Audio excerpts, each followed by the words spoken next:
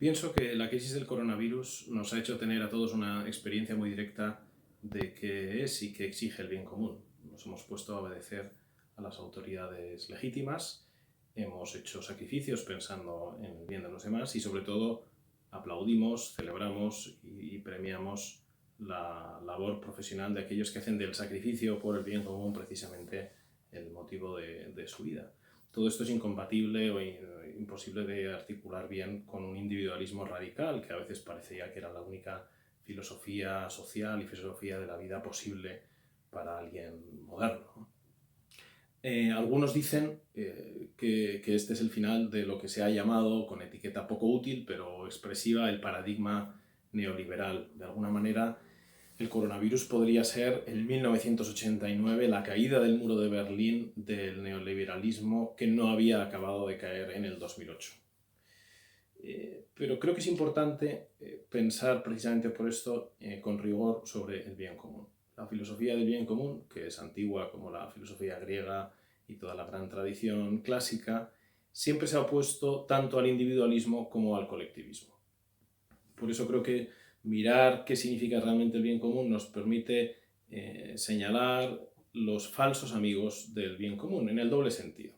En el sentido de las confusiones que el término puede llevar consigo, pero también de la utilización fraudulenta del término de la que pueden hacer algunos grupos políticos o grupos de interés. Pienso, por ejemplo, en la confusión de la primacía del bien común, principio moral irrenunciable, con el colectivismo totalitario. La primacía del bien común con la planificación centralizada de la economía, o la primacía del bien común como fundamento para el ejercicio autoritario del poder político. Y dedicaré 30 segundos a cada uno de estos temas. El colectivismo ignora algo que es clásico para la comprensión del bien común, que el bien común no es solo el bien común de la sociedad política, sino que el bien común es un orden de bienes comunes que son aquellos bienes en los que participamos los individuos en nuestras relaciones sociales fundamentales, en nuestras comunidades fundamentales, empezando por la familia, la escuela, la comunidad local, las iglesias y confesiones religiosas, etc., donde los individuos nos formamos como personas y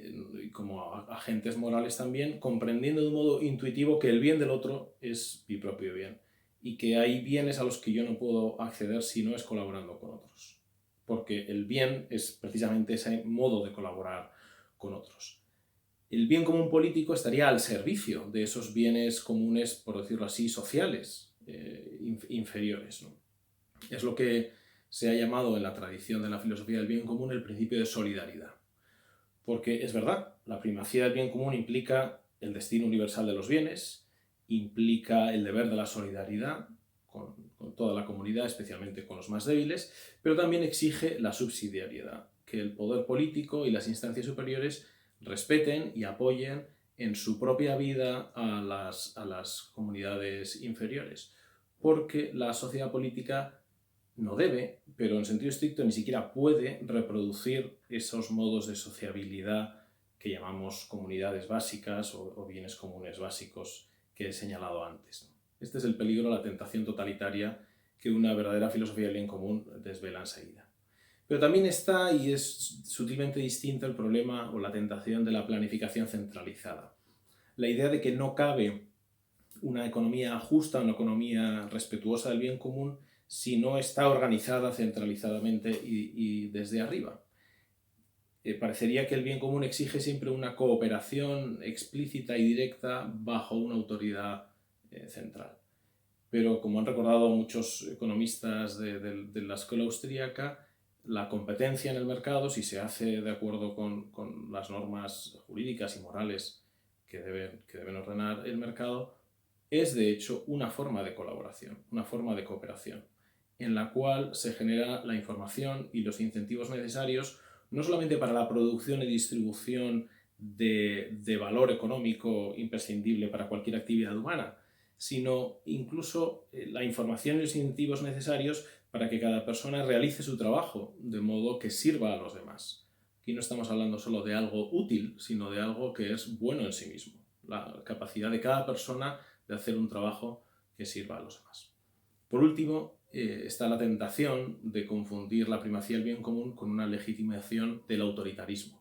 La idea de que el bien común sería, la preocupación por el bien común sería monopolio de la autoridad política, también contradice esta otra exigencia de la filosofía clásica del bien común, que es que no hay un bien común en sentido estricto si yo no participo de una actividad que constituye ese bien común, en concreto en el ámbito de la política, si yo no delibero con otros sobre qué es lo bueno para todos. Por eso es importante también en estos momentos donde es evidente el bien común está por encima de nuestros bienes particulares, pero eso no puede suspender toda forma de deliberación pública, ya sea en la opinión pública, en los medios o desde luego en las instituciones representativas. En fin, espero que esto sea simplemente una abrir boca para que cada uno pueda reflexionar y quizá consultar algunas de las grandes obras clásicas de esta tradición para no dejarnos llevar por esta trampa, estos falsos amigos del bien común que no harían ningún favor al bien común, sino solamente a sí mismos.